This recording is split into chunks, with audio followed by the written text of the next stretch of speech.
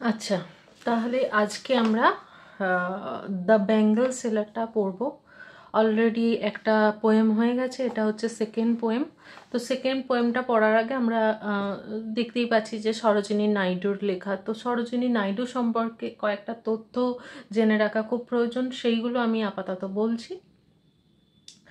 Note করতে হবে, বিশেষ তথ্যগুলো নোট করলেই হবে, সব কিছু করার প্রয়োজন নেই, কিন্তু তাও যেগুলো না করলেই নয় সেগুলোই আপাতত আমি বলছি। এবং বাকি ইনফরমেশন তো আমি যখন শর্ট কোয়েশ্চেন দেবো তখন তো দিয়েই দেবো।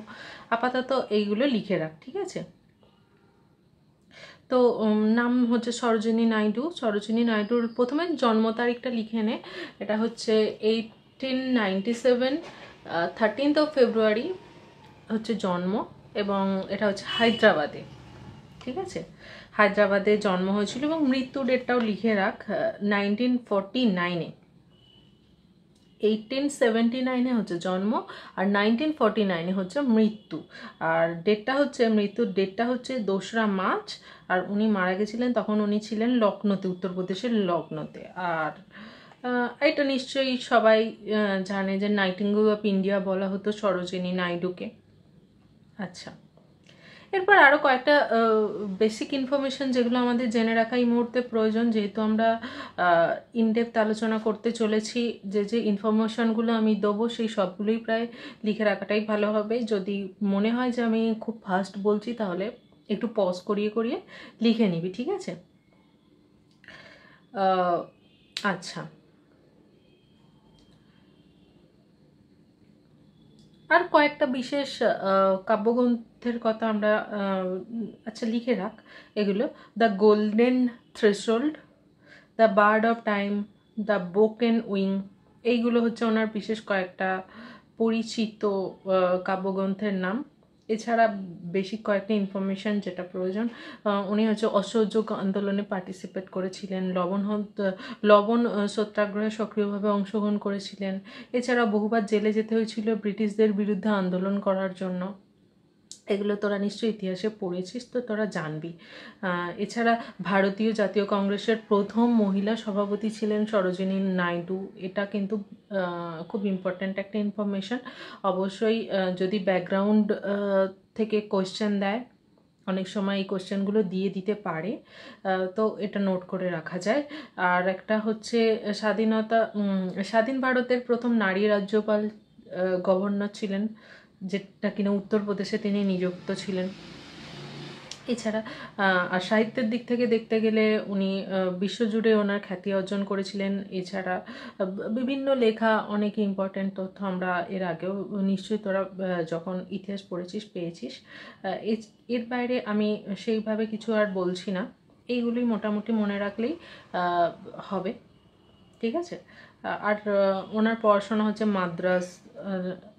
মাদ্রাসে পড়াশোনা করেছিলেন, তারপর লন্ডন এবং কেমব্রিজ বিশ্ববিদ্যালয়ে উনি কিন্তু পড়াশোনা করেছিলেন। মানে উনি একাধারে দেখা যাচ্ছে যে কবিও ছিলেন, একাধারে দেশপ্রেমিক ছিলেন, এবং মহিলা শক্তির একটা প্রতীক বলা যায়। এরপর যেটা বললাম যে কাব্যগ্রন্থ হচ্ছে তোর দ্য বার্ড অফ টাইম, আমি যেটা বলেছি এই কবিতাটা কিন্তু সেইখানেরই অন্তর্গত, মানে দ্য বার্ড অফ টাইমেই এটা অন্তর্ভুক্ত করা হয়েছিল। আর যেটা হচ্ছে 1912 সালে কিন্তু এটার পাবলিকেশন হয়েছিল, ঠিক আছে? তো এই কবিতাটার মূল ভাব কি? আচ্ছা, এগুলো বলতে বলতে এখানে এখানে আগে কবিতাটা বলার আগে আমি কয়েকটা ইনফরমেশন দিয়ে রাখি, যাতে করে তুই এই জিনিসটা আরও বেশি করে কানেক্ট করতে পারিস, তাতে করে আমার মনে হয় আরও বেশি সুবিধা হবে।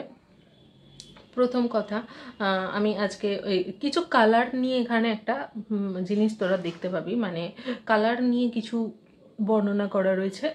কালারের একটা গুরুত্ব এই কবিতাটার মধ্যে দেখতে পাবো। এবং নামটা যেমন ব্যাঙ্গেল বলতে নিশ্চয়ই কি তোরা জানিস যে ব্যাঙ্গেল হচ্ছে একটা চুড়ি জাতীয় জিনিস, চুড়িই বলা যায়। তো এই ব্যাঙ্গেল সেলার, তো ঘটনাটা একটা ব্যাঙ্গেল সেলারের, এবং সেখানে তোরা দেখতে পাবি বিভিন্ন কালার আছে, সেই কালারের সাথে মানুষের জীবন কিভাবে একাত্ম হয়ে যাচ্ছে সেটা নিয়েই হচ্ছে এই কবিতাটা। এবং আরেকটা জিনিস তোদের আগের কবিতাটা যখন করিয়েছিলাম বলতে ভুলে গেছিলাম, হচ্ছে রাইম স্কিমটা। এই কবিতাটার ক্ষেত্রে কিন্তু আমি রাইম স্কিমটাও করিয়ে দেবো, মানে জিনিসটা কি বুঝিয়ে দেবো, তোরাই তারপর করতে পারবি। কবিতাটাকে শুরু করি, রাইমিং স্কিমগুলো একটা প্যারাগ্রাফ হোক, তারপর আমি আসছি। তো কি বলছে, bangle sellers are we who bear our shining loads to the temple fair. বলছে ব্যাঙ্গল সেলার হলো আমরা যারা কিনা bear our shining loads. Loads বলতে কি, ওই যে ভারী বোঝাটা, মানে একটা আগেকার দিনের কথা কল্পনা কর, যখন মানে এখন তোরা অতটা দেখিস নি জিনিসটা, আমরা যখন ছোট ছিলাম সেটা আমরা দেখেছি যে ইয়েগুলো মানে অনেক কিছু জিনিস যখন পুজোর টাইমে বিশেষ করে দেখা যেত, এখনও একজন দুজন আসে, খেয়াল করলে দেখতে পাবি পাড়ার মধ্যে যে মানে একটা করে এরকম ছুরি বোঝাই করা নিয়ে সেখানে অনেক ধরনের সাজগোজের জিনিস আসে। তো তখন ছিল কি শুধুই চুড়ির আসতে, ইভেন এখন অনেক মেলাতে দেখা যায়। তো কি বলতে চাইছে, bangle seller are who we bear our shining loads to the temple fair. তো টেম্পলে যে ফেয়ার হয়, মন্দিরের পাশে যে মেলা বসে, সেই মেলাতে আমরা হলাম সেই সেলার যারা একটা লোড নিয়ে, বা চুড়ির লোড মানে মাথায় একটা ঝুড়ি নিয়ে, যেখানে একটা অনেক চুড়ি থাকবে, সেই চুড়ি নিয়ে আমরা চাই। Who will buy these delicate bright rainbow tinted circles of light? কে আমাদের এই ডেলিকেট মানে জানিস খুব নরম বা খুব নমনীয়, যেটা ব্রাইট মানে উজ্জ্বল, rainbow tinted colours of light. Rainbow tinted মানে কি বলতে চাইছে, রেইনবোর মতো বিভিন্ন কালার দিয়ে মোড়ানো, মানে বিভিন্ন কালার মানে কালারফুল, এবং টিন্ট মানে তো জানিস একটা কালারের একটা আভা, ঠিক আছে। তো এখানে বিভিন্ন কালারফুল জিনিসটা বোঝানোর জন্য এটাতে যাচ্ছে, বোঝা যাচ্ছে সার্কেলস অফ লাইট। এটা কিন্তু খুব ইন্টারেস্টিং। তো আমরা কি, আচ্ছা এই লাইনের মানেটা আমি পুরোটা সাধারণভাবে বলি, তারপরে এর অন্তর্নিহিত অর্থটা আমি বলছি। তো বলছে, who will buy this delicate bright rainbow tinted circles of light. বলছে এই কালারফুল জিনিসগুলো, যেটা এতটা নমনীয়, এত বেশি ডেলিকেট, এত বেশি নরম, কোমল, স্বচ্ছ এই কালার, এবং খুব হালকা আলতো আলতো ব্যাপারটা বোঝাতে এই জিনিসটা বলছে যে ডেলিকেট। তো এই জিনিসটা কে কিনবে, এখানে একটা পয়েন্ট আছে যেখানে বলছে দেখ সার্কেল অফ লাইফ, তার মানে কি জীবন চক্র, মানে এই একটা চুড়ির সাথে জীবন চক্রটাকে বর্ণনা করছে। মানে একটা জিনিস আসে, আবার আস্তে আস্তে আবার আমরা একটা কালার যাচ্ছি, আবার একটা কালারে যাচ্ছি, মানে প্রথমটা কি জীবনটা মনে হচ্ছে একটা রেইনবোর মতো, রেইনবোর অনেকগুলো কালার থাকে, তো একটা কালার দিয়ে আমাদের জীবনটা শুরু হচ্ছে। তারপর আমরা পুরোটা, আমি যেমনটা প্রথমে বললাম যে কালার নিয়ে কিছু একটা আছে, তো সেটা হচ্ছে পুরো জীবনটা একটা কালারের সাথে বর্ণনা করছে। মানে আমরা যখন ছোটো থাকি কেমন হয়, আমাদের কোনো চিন্তা থাকে না, ভাবনা থাকে না, আমরা খাবার পাই, খাবার খাই, সবার জন্য জীবনটা এমনটা নয়, তাও আমি অন অ্যান অ্যাভারেজ কথাটা বলছি। তো আমাদের জীবনটা কি থাকে, কালারফুল থাকে, আমরা অনেক বেশি মজায় আনন্দের মধ্যে থাকি, তো তখন আমাদের জীবনটাকে অনেক বেশি রঙিন মনে হয়। তো তার মানে কি, এই জীবনটা, এই প্যারাগ্রাফটা আমরা দেখছি যে একটা শুরু, মানে এখানে আমি আরও বেশি করে ইন্টেন্সিফাই করার জন্য আমি বলতে পারি যে একটা বাচ্চা মেয়ের জীবনের সার্কেল অফ লাইফের কথা বলতে চাইছে। বাচ্চা শুরু হলো তার জীবনটা, এবং সেই জীবনটা যেটা কিনা একটা কালারফুল চুড়ির সাথে তুলনা করছে, তার জীবনটা তখনও ততটাই রঙিন আছে, মানে জীবনের শুরুটা। lustrous tokens of radiant lives for happy daughters and happy wives। আচ্ছা এই লাইনটা তাহলে আমরা কি দেখলাম, lustrous token। তাহলে আগের লাইনে যেটা বললো যে সার্কেল অফ লাইফ, তাহলে এটা কি, এটা না lustrous token। lustrous মানে কি, সেটা হচ্ছে ভীষণ একটা উজ্জ্বল, লাস্টার করা মানে কি, মানে ব্রাইট, ভীষণ ঝকমকে আর কি ব্যাপারটা।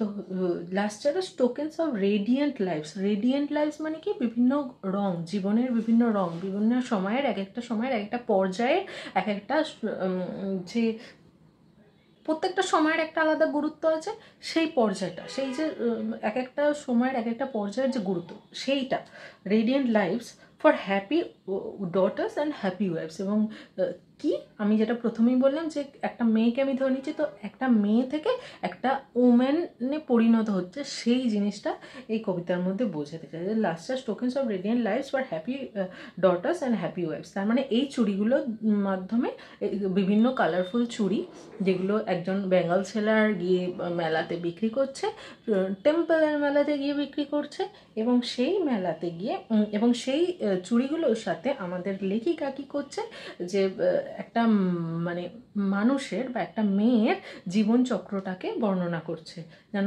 বিভিন্ন ধরনের কালারগুলোর সাথে একটা মেয়ের জীবন যেন বর্ণিত হচ্ছে। মানে একটা মেয়েও পড়ছে, একজন অনেক মানে কালারফুল হ্যাপি ওয়াইফস, একটা যখন হ্যাপি ওয়াইফ বলতে যখন একটা নতুন একটা মহিলা আর কি, যে বিবাহিত মহিলার কথা বলছে, ওয়াইফ থেকে আসছে ওয়াইফস, তো সেটা বর্ণনা হচ্ছে। এবার আমি যেমনটা বললাম যে আমি রাইম স্কিমটা বলে দেবো। রাইম স্কিম কী জিনিস তাহলে? রাইম স্কিম মানে হচ্ছে ছন্দ মিলিয়ে আমরা ছোটোবেলা থেকে কেমন পড়েছি, কোনো একটা একদম সিম্পল যদি আমি ধরি, পাতা গাছে তোতা পাখি, ডালিম গাছে মৌ, হিরে দাদার মরমরে থান, ঠাকুর দাদার বউ, তাহলে কেমন হচ্ছে? মৌ আর বউ কথাটা দেখ শুনতে একই রকম, তাহলে একটা ছন্দ তৈরি হচ্ছে। তো এখানে আমরা এরমভাবে মার্ক করে থাকি যে মৌটাকে যদি আমি এ ধরি, বউটাকেও আমি এ ধরবো, এইভাবে ছন্দগুলো চলতে থাকে। মানে ফার্স্ট লাইনের সঙ্গে থার্ড লাইনের অনেক সময় মিল থাকে, সেকেন্ডের সাথে ফোর্থের মিল থাকে, এইভাবেই বিভিন্ন ছড়ায় বিভিন্ন রকম একটা ছন্দ আমরা দেখতে পাই, এবং সেটাকে বলা হয় রাইমিং স্কিম। প্রত্যেকটার ক্ষেত্রে এগুলো একটু ছড়াগুলো যদি না মনে রাখতে পারিস, অন্তত এগুলো মুখস্থ করে যেতে হবে, এছাড়া কোনো উপায় নেই। আচ্ছা, এই কবিতায় তাহলে আমাদের কি ছন্দ আছে? প্রথম লাইনটা দেখ, শেষ হচ্ছে বিয়ার দিয়ে, তারপরের লাইনটা শেষ হচ্ছে ফেয়ার দিয়ে, তার মানে কি বিয়ার ফেয়ার, তাহলে আমি এটাকে এ ধরলাম। সেকেন্ড লাইনটা শুরু হচ্ছে ব্রাইট, না থার্ড লাইন শুরু হচ্ছে ব্রাইট, ফোর্থ লাইন শুরু হচ্ছে লাইট, তাহলে এটাকে আমি বি ধরলাম। আর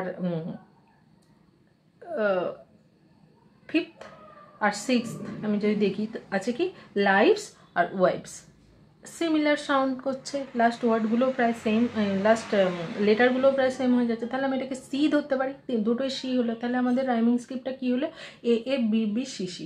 এবার দেখবি এইরকমই ছন্দেই থাকে যে কোনো পোয়েম বল, এরকম 6 লাইনের মধ্যে একটা ছন্দ থাকলো, 5 লাইন 8 লাইনের মধ্যে থাকলো, আর সবসময় যে এরকম পরপর হবে তা নয়, অনেক সময় এরকম হয় A A A B C C, ABC DD এরকম দেখা যায়। তো এটা জানার প্রয়োজন নেই, এই মুহূর্তে এটা জেনে রাখ যে এটা টাইমিং স্কিমটা হচ্ছে এবিসি।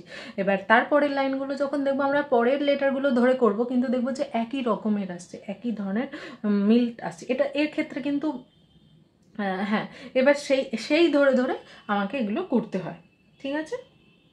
পরেরটা the wrist mist, dream stream, clips lips, তো আমি এর পরের লেটার ধরে ধরে করতে পারি, ঠিক আছে? শুধুমাত্র যদি কোয়েশ্চেনে আসে প্রথম পার্টটাই দেবে, তো এক্ষেত্রে আমাকে মুখস্থ করতে হবে এবিসি, মিটে গেল। এর পরের প্যারাগ্রাফে যা, তো পরের প্যারাগ্রাফ কী দিয়ে শুরু হচ্ছে? পরের প্যারাগ্রাফ শুরু হচ্ছে সাম আর meet for a maidens wrist, মানে আচ্ছা সেকেন্ড লাইনটা বলি, তবে মানেটা স্পষ্ট বুঝতে পারবি। Silver and blue as the mountain mist, তাহলে সিলভার আর মাউন্টেন, তাহলে আমি এখানে কি দেখলাম যে some are meet for a maiden's wrist, এদের মধ্যে কিছুগুলো মিট করে বলতে এখানে তো দেখা করে এমনটা নয়, এখানে কি বলতে চাইছে তাহলে? এখানে মিট করে বলতে চাইছে যে তাদের দ্বারা পরিহিত করা হবে বা পড়া হবে, সে পড়বে কি। তো তাহলে কি বুঝলাম যে some are meet for a maiden's wrist. Maiden মানেটা কি? মেইডেন মানে আমরা জানি যে কুমারী মেয়ের কথা বলছে, কুমারী মেয়েদের আমরা মেইডেন বলি, কন্যা বা মেইডেন। তো কুমারী মেয়ের কথা বলছে যারা কিনা কেমন চুড়ি পরবে? Silver and blue as the mountain mist, silver এবং ব্লু কালারের অ্যাজ দ্য মাউন্টেন মিস্ট। যখন একটা পাহাড়ের পিছনে যখন অনেক কুয়াশা থাকে, দেখতে কেমন লাগে দূর থেকে? পুরো সাদা লাগে না, একটু সিলভারিশ লাগে না কালারটা? তো সেই জন্য এখানে বলছে যে সিলভার এবং ব্লু, আবার একটু ব্লু আবহাওয়া দেখা যায় দূর থেকে, পাহাড়গুলোকে কেমন লাগে যখন কুয়াশা থাকে? নীল লাগে দেখতে, তখন কিন্তু আর অতটা ব্রাউন লাগে না, একটু ব্রাউনিশ ব্লু লাগে। তো সেই জন্য এটাকে বলছে যে silver and blue as the maiden mist, তাহলে একটা মাউন্টেন মিস্ট, তাহলে মেইডেন কেমন কালারের পড়বে? সিলভার এবং ব্লু কালার পড়বে। তো সিলভার আর ব্লু যে কালারটা, এই দুটো কালার তাহলে কি সিগনিফাই করছে? এই দুটো কালার তাহলে আমি বলতে পারি যে একটা স্বপ্নের মতো, মানে যখন আমরা মাউন্টেন দেখি তখন মানে কি হয় যেন, যখন দূর থেকে দেখি এটা যেন মনে হয় না যে এটা এটা যেন স্বপ্নের মতো, ওই রকমই একটা তুলনা করছে যে সিলভার কালারটা ব্লু কালারটাও যেন ওদের মধ্যে একটা স্বপ্ন সৃষ্টি করছে। কারণ কি, প্রথমে দেখেছিলাম ছোট মেয়ে, সেখান থেকে কিসে পরিণত হলো, একটা মেডেনে তৈরি হলো। মেডেন শব্দটার তলায় দাগ দিতে পারিস, প্রথমে এটা ছিল ডটার। আচ্ছা, তারপরে কি হলো, মানে প্রথমে একটা ডটার শব্দটাতেই পার্টিকুলারলি দাগ দিলে চলবে না, তার আগের লাইনটা দেখলে আমি বুঝতে পারছি যে একটা ছোট জীবন তৈরি হচ্ছে এরকম বোঝাচ্ছে। তাহলে মেডেন সিলভার আর ব্লু কালারের, মানে রেইনবো কালার থেকে এলো সিলভার এবং ব্লু কালারের চুড়িগুলো মেডেনরা পরবে। Some are flushed like the birds that dream on the tranquil brow of a woodland stream. তো তার মধ্যে আবার কি, সাম আর ফ্ল্যাশড, ফ্ল্যাশ করা মানে কি, মানে হঠাৎ করে একটা আলোর ঝলকানিকে আমরা ফ্ল্যাশ বলি। তাহলে কি হচ্ছে, সামার ফ্ল্যাশ মানে তাদের মধ্যে থেকে কিছু যেন মনে হচ্ছে, এত চুরির মধ্যে কিছু চুরি মনে হচ্ছে যেন একটা বেশি আর কি উজ্জ্বলতার জন্য যেন একটা ছিটকে আসছে, মানে একটা যেন বেশি চোখে লাগছে, আমাদের চোখে ফ্ল্যাশড হচ্ছে। লাইক দ্য বার্ডস, কিসের মতো, একটা কুঁড়ির মতো, the dream on the tranquil brow of a woodland stream, একটা যখন উডল্যান্ড স্ট্রিম, একটা উডল্যান্ডে মানে একটা জঙ্গলে একটা যে সরু নদী বয়ে যায় তার ঠিক ধারে একটা ছোট গাছ ধর হয়ে রয়েছে এবং সেখানে একটা ছোট্ট ফুলের কুঁড়ি ফুটেছে, সেটা ঠিক যতটাই আমাদের চোখে লাগে, কিছু চুড়ি সেখানে এমন থাকে যেটা যেন ওই রকমই একটা চোখে লাগছে। মানে কিসের সাথে কিসের তুলনা, যে চুড়ির সাথে তুলনা করছে দেখ এখানে, যে উডল্যান্ড স্ট্রিমের পাশে থাকা কিছু ফুলের কুঁড়ির সাথে অনেক ট্রানকুইল ব্রো। ট্রানকুইল মানে কি, খুব শান্ত, খুব শান্ত একটা জায়গায়। Some are aglow with the bloom that cleaves to the limpid glory of new born leaves. তো সাম আর অ্যাগ্লো মানে এদের মধ্যেও আরও কিছু আছে যেগুলো কেমনভাবে গ্লো করছে, গ্লো, সেখানে একটু প্রিন্টিং মিস্টেক আছে, উইথ হবে, with the bloom that cleaves to the limpid glory of newborn leaves, যেটা ছাড়িয়ে যাচ্ছে, কি ছাড়িয়ে যাচ্ছে, যে limpid glory of the newborn leaves, একটা নতুন পাতা গজিয়েছে সেই ধর ওই স্ট্রিমের পাশে যে স্ট্রিম মানে তো আগেই বলেছি, স্ট্রিমের পাশে যে গাছগুলো গজিয়ে রয়েছে সেইখানে যে একটা নতুন পাতা গজিয়েছে, সেই পাতায় একটা নতুন পাতার যে গ্লো, সেই নতুন পাতার মধ্যে যে সতেজতাটা, সেই সতেজতাও যেন কিছু চুড়ি যেন সেই সতেজতাটাকে ছাড়িয়ে যাচ্ছে, বা সেই সম পরিমাণই একটা সুন্দরভাবে একটা গ্লো প্রদান করছে। লিম্পিড গ্লোরি বলতে একটা নির্মল কমল উজ্জ্বলতার কথা বলছে, ঠিক আছে। Some are like fields of sunlit corn meet for a bride on her bridal mourn.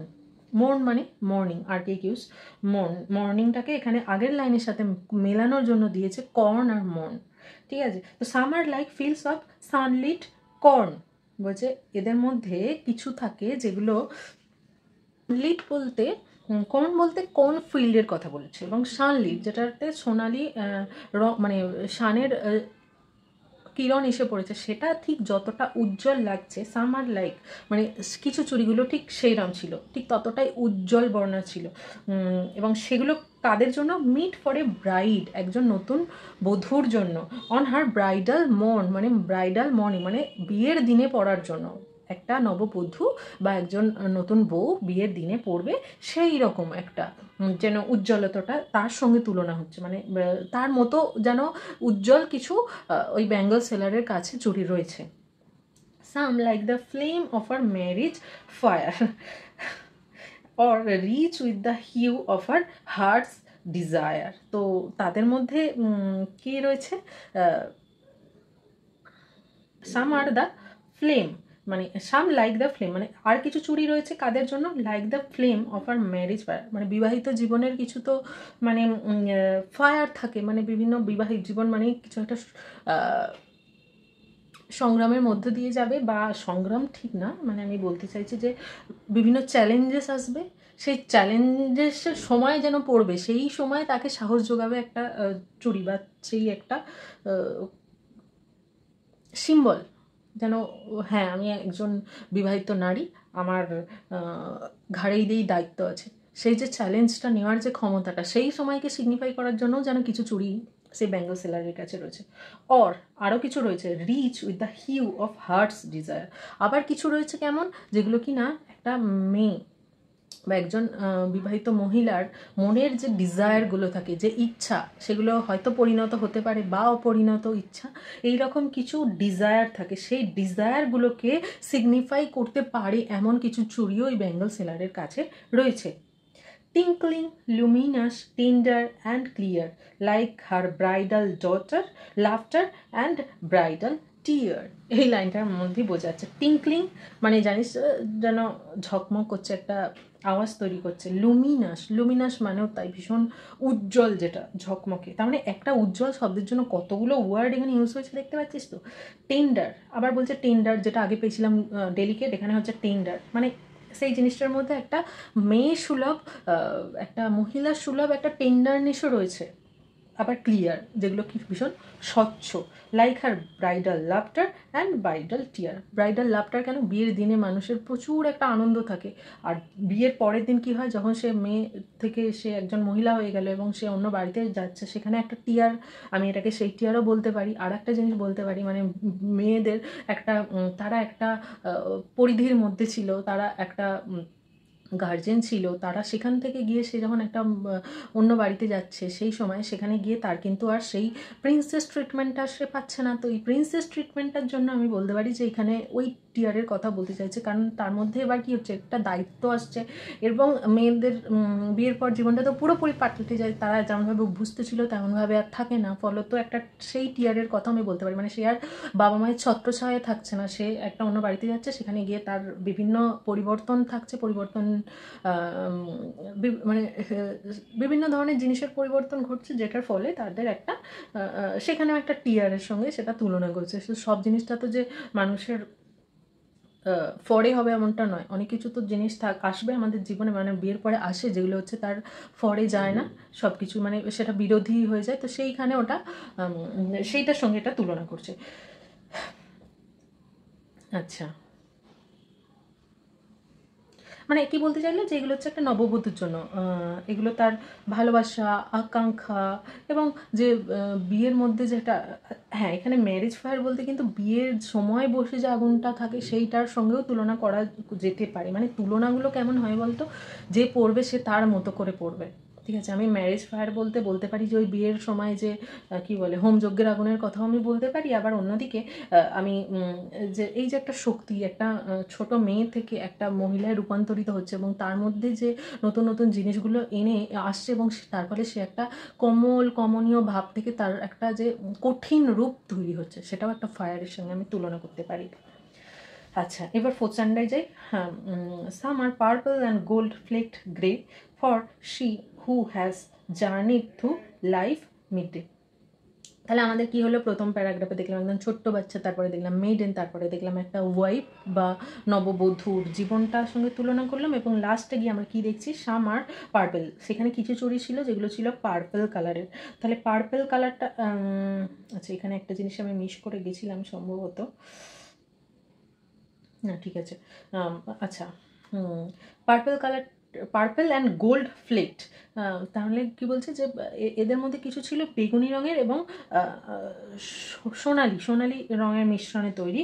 For she who has journey through life midway, তার জন্য যারা লাইফের একটা মধ্যবর্তী স্থানে পৌঁছে গেছে, লাইফের মানে লাইফটা অনেকটা দেখে ফেলেছে।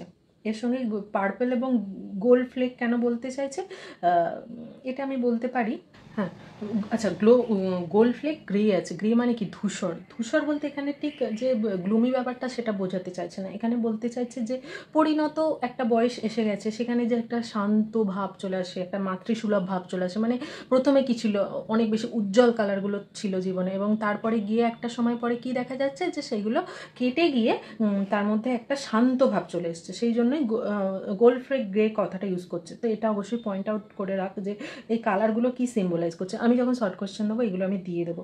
আর বেগুনি রঙটা কি, একটা গভীর, মানে একটা মানে পয়েন্টেড জিনিস যেন বোঝাতে চাইছে, মানে একটা আভিজাত্য বোঝাতে চাইছে, ঠিক আছে।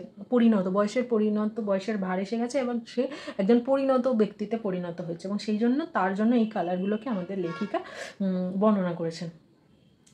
আচ্ছা, for she who has journey through midway, মানে মধ্যবর্তী মানে মাঝ বয়সে পৌঁছে গেছে। Whose hands have cherished, whose love has blessed and cradled fair sons on her faithful breast. তাহলে কি বলছে? হুজ হ্যান্ডস, যার হাত চেরিশ করেছে মানে লালন পালন করেছে, হুজ লাভ হ্যাজ ব্লেসড, তার মানে যার ওই হাতগুলো দিয়ে সে অনেক বেশি করে মানে ভালোবেসেছে, সে একটা নার্চার করেছে। ক্রেডল ফেয়ার সন্স, এখানে ফেয়ার মানে আবার ফর্সা ভাবতে চাস না, মানে বলতে চাইছে মানে ক্রেডল মানে আলিঙ্গন করেছে বা তাকে নারিশ করেছে কিসের দ্বারা? তার একটা যে হাত, তার হাতের দ্বারা, মানে তার হাত দিয়ে সে একটা বাচ্চাকে নারিশ করেছে। ফেয়ার সন্স, ফেয়ার সন্স বলতে কি বোঝাচ্ছে? বলছে যে এক সেকেন্ড, কল আসছে, কেটে দিই। হ্যাঁ, ফেয়ারসন বলতে চাইছে যে মানে সুস্থ বাচ্চা, আমি বলতে পারি একটা সুস্থ ভালো বাচ্চা, সেরকম বাচ্চাকে নার্চার করেছে, তাকে লালন পালন করেছে। And on her faithful breast, তার নিজের বুকে আগলে, বুকের মধ্যে তাকে ফিড করিয়ে।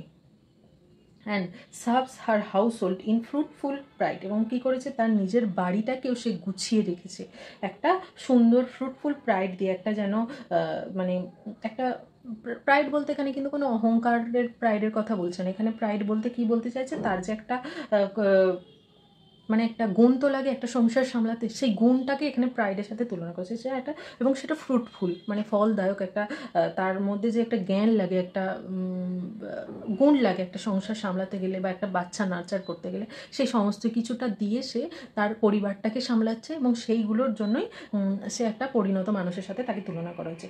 And worships the gods at her husband's side, এবং এছাড়া আরও কী করেছে? ওয়ার্শিপস দ্য গড মানে ঠাকুরকে বা যাই বলি না কেন, তাকে ওয়ার্শিপও করেছে, ভগবানকে ডেকেছে, এবং অ্যাট হার হাজব্যান্ড সাইড, এবং তার পাশে তার হাজব্যান্ডকে নিয়ে, তার পরিবারের মধ্যে শুধু যে সে তার সন্তানকে টেক কেয়ার করছে এমনটা নয়, সে তার হাজব্যান্ডকেও টেক কেয়ার করেছে, এবং অন্যদিকে সে পুজো আজাও খুব সুন্দর করে করেছে, এবং হাউস হোল্ডের যে সমস্ত কাজ থাকে পুরো সংসারটাকেও সে খুব সুন্দর করে গুছিয়ে নিয়েছে।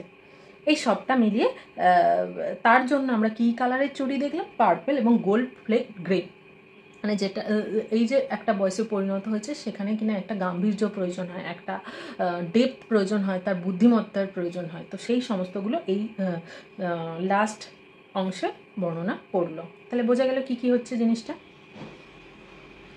মানে সে যে জীবনের অনেকটা পথ পেরিয়ে এসছে, তার অভিজ্ঞতা সঞ্চয় হচ্ছে, এবং সে তার সংসারটাকে সুন্দর করে গুছিয়ে নিয়েছে, এটা বলতে চাইলো। তাহলে এই পুরো কবিতাটার মধ্যে আমরা কি দেখলাম? চুড়ি, বিভিন্ন কালারের চুড়ির সাথে একটা মানে চুড়ির যে সার্কেল হয়, সেই সার্কেলটার সাথে আমাদের লাইফ স্প্যানটাকেও একটা বর্ণনা করে দিল। প্রথমে বাচ্চা থেকে একটা কুমারী মেয়েতে পরিণত হয়, তারপর একটা নতুন বউয়ের মধ্যেও অনেক কিছু ছেলে মানুষই থাকে, অনেক কিছু অজানা জিনিস তার মধ্যে থাকে, কিন্তু সে সময়ের কালে সব কিছু করতে করতে সব কিছু একটা পরিণত মানুষে পরিণত হয়। সেই জিনিসটাই এই কবিতার মধ্যে আমরা দেখলাম। বাস এটাই ছিল। এরপরে আমি শর্ট কোশ্চেনগুলো টেলিগ্রামে দিয়ে দিচ্ছি, লিখে নিস কোশ্চেনগুলো। কিছু কোশ্চেন থাকলে ইয়েতে লিখবি, কমেন্টে লিখে দে, আমি ইয়ে করে দেবো। আর হ্যাঁ, আর একটা আগের দিনের রাইম স্কিমটা যেহেতু আমি বলিনি, ওটার কমেন্ট বক্সে আমি রাইম স্কিমটা দিয়ে দেবো। শেষ করলাম তাহলে।